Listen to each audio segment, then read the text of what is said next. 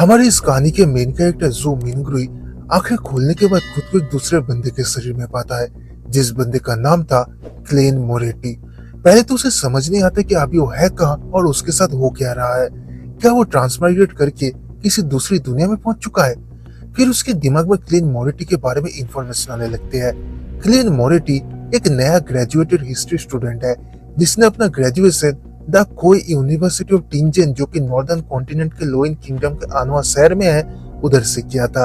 Klein के पापा royal family के एक सर्जेंट थे, जिनकी मौत साउदर्न कॉन्टिनेंट के लड़ाई के वक्त हुआ था।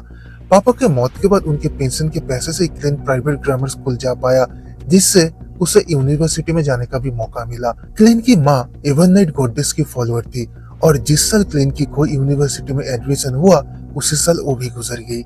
क्लेन अभी अपने बड़े भाई और छोटी बहन के साथ एक 2 बेडरूम अपार्टमेंट में रहता है। पूरा परिवार क्लेन के बड़े भाई, जो कि एक इंपोर्ट एक्सपोर्ट कंपनी में क्लार्क का काम करता है, उसके ऊपर पूरे तरीके से निर्भर है। क्लेन को अपने सर पे घाव का निशान दिखता है, जो घाव बहुत ही तेजी से ठीक हो रहा था। क्लेन को समझ नहीं आ रहा था कि उसके घाव इतनी तेजी से ठीक हो कैसे रहे हैं। क्या उसके ट्रांसमाइग्रेट करने की वजह से हो रहा है?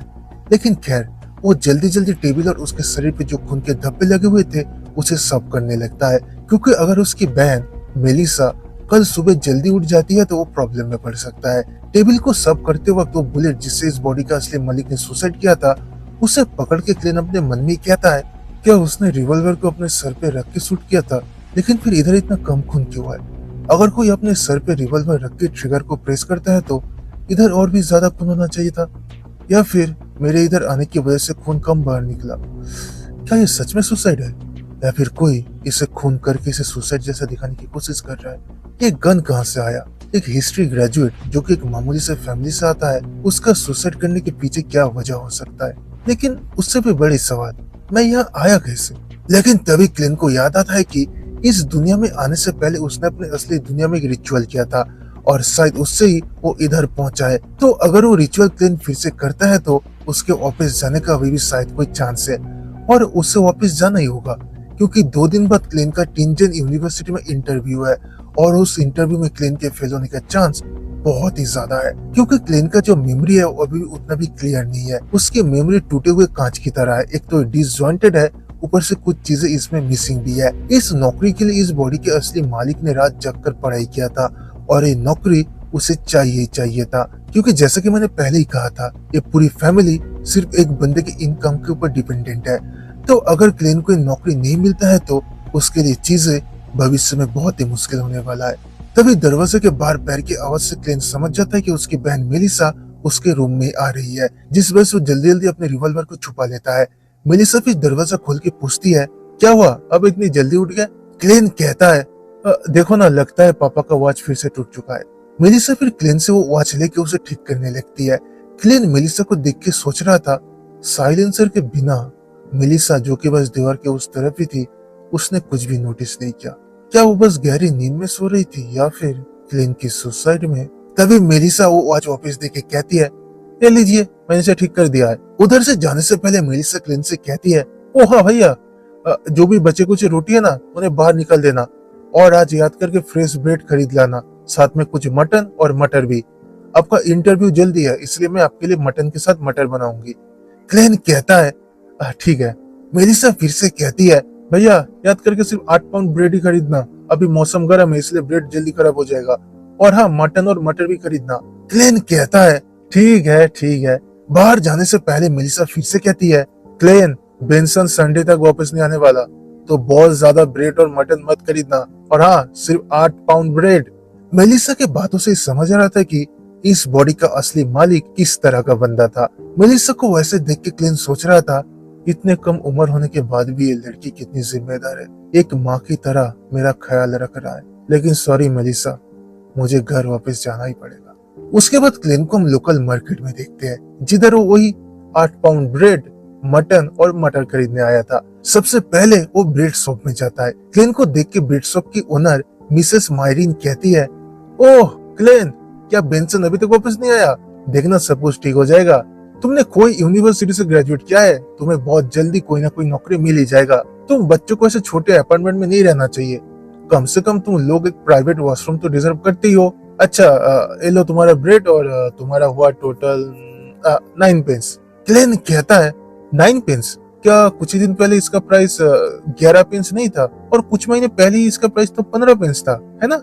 मिसेस मायरिन मुस्कुरा के कहती है, आपको उन लोगों को थैंक्स कहना चाहिए जो लोग ग्रेन एक्ट के खिलाफ रास्ते पे उतर के उसका विरोध कर रहे हैं। ग्रेन एक्ट को डोमेस्टिक एग्रीकल्चर प्रोडक्ट के दाम को काबू में रखने के लिए बनाया गया था। क्लेन को समझ नहीं आ रहा था कि ऐसे अच्छी चीज के खिलाफ लोग विरोध कर क्यों रहे हैं। रास्ते पे चलते हुए क्लेन को जोकर्स दिखते हैं, जिन्हें देख के उसे लगता है कि शायद आज शहर में कोई सर्कस परफॉर्म करने वाला है।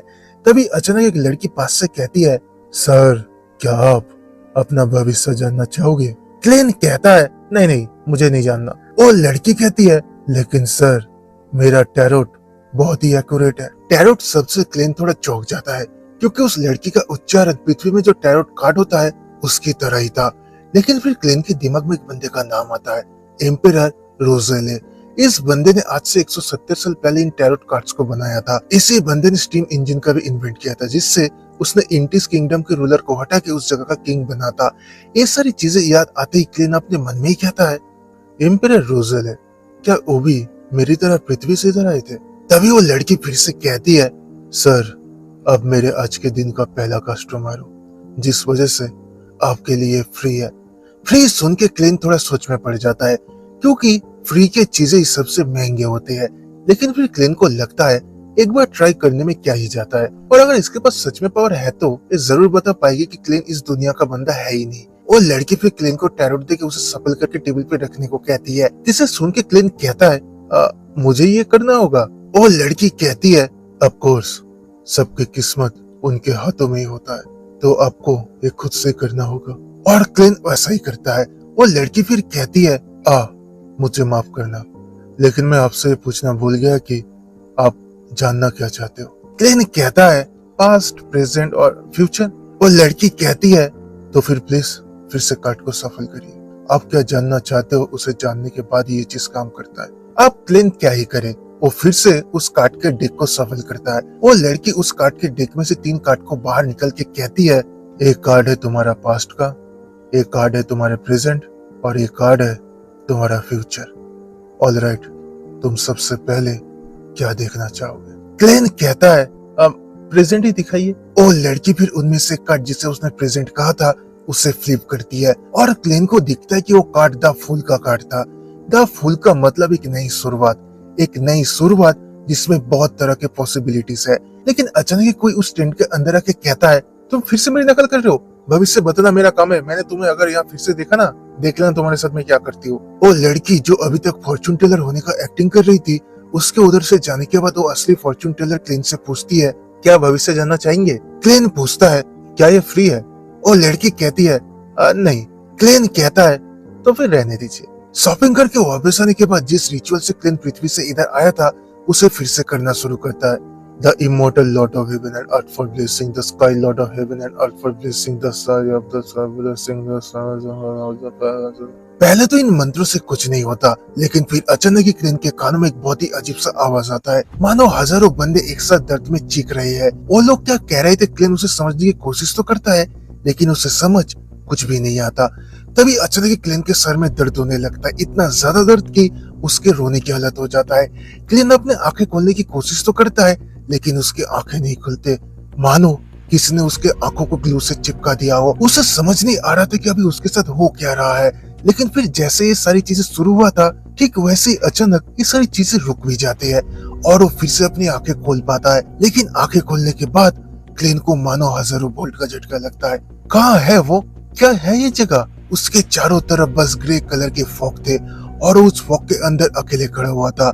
नहीं, अकेला नहीं, उसके चारों तरफ लाल कलर के स्टार जैसे कोई चीजें भी चमक रहे थे। क्लेन को समझ नहीं आ रहा था कि वो इस चीज से बाहर निकलेगा कैसे।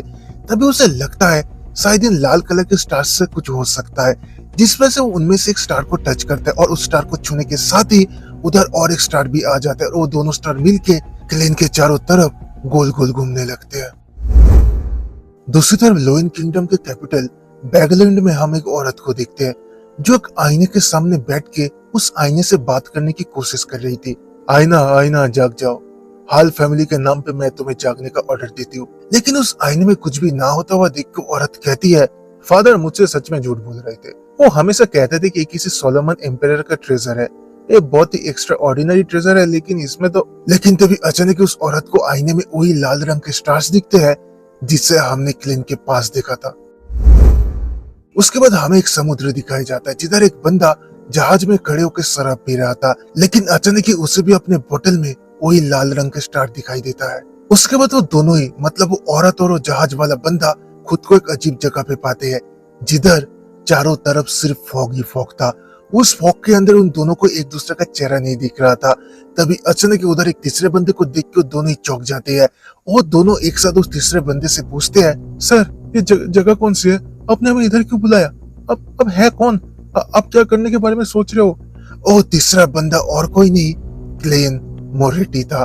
उनके इन सवालों को जवाब क्लेन के पास भी नहीं था। उसे खुद को ही नहीं पता तो वो इन्हें उसका क्या ही जवाब देगा। लेकिन उन दोनों के सवाल से क्लेन समझ जाता है कि जैसे उन लोगों का चेहरा नहीं देख पा रहा, ठीक वैसे ही वो लोग भी उसके चेहरे को नहीं देख पा रहे हैं। तो अभी क्लेन के सामने दो चॉइसेस है।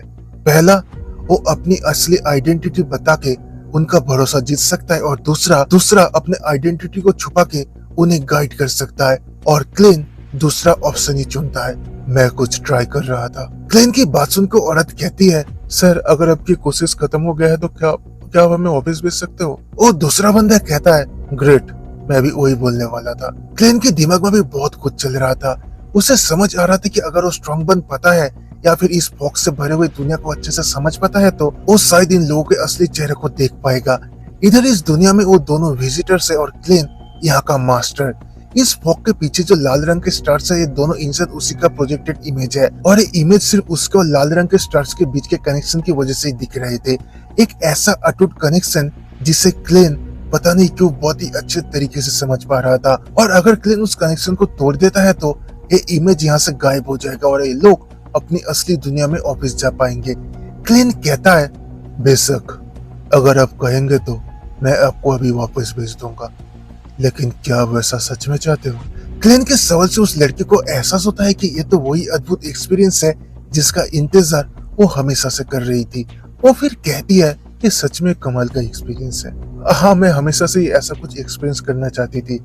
मेरा मतलब कि मुझे मिस्ट्री और सुपरनेचुरल चीजें बहुत ही पसंद आता है। नहीं, मेरा मतलब यह है कि सर बियॉन्डर बनने के लिए मुझे क्या करना होगा? क्लेन के पास इस सवाल का कोई जवाब नहीं था, लेकिन ये सच वो उन दोनों के सामने बोल नहीं सकता, क्योंकि इससे उसका जो पावरफुल और मिस्टीरियस इमेज बना है उन दोनों के दिमाग में, वो टूट जाएगा। जिस वजह से क्लेन सोच में पड़ जाता है कि उसे इस सवाल का जवाब देना कैसे चाहिए।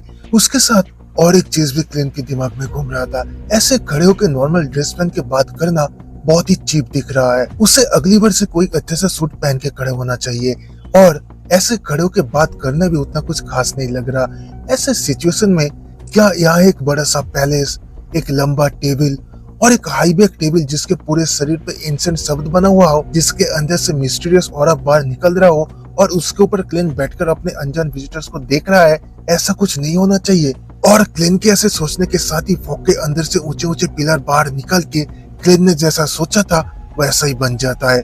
उधर सच में एक पैलेस, एक लंबा टेबल और एक हाई बैक चेयर आ जाता है, जिससे देखने के साथ ही क्लेन को रियलाइज होता है कि ये फॉग की दुनिया उसकी दुनिया है और वो इस दुनिया का भगवान।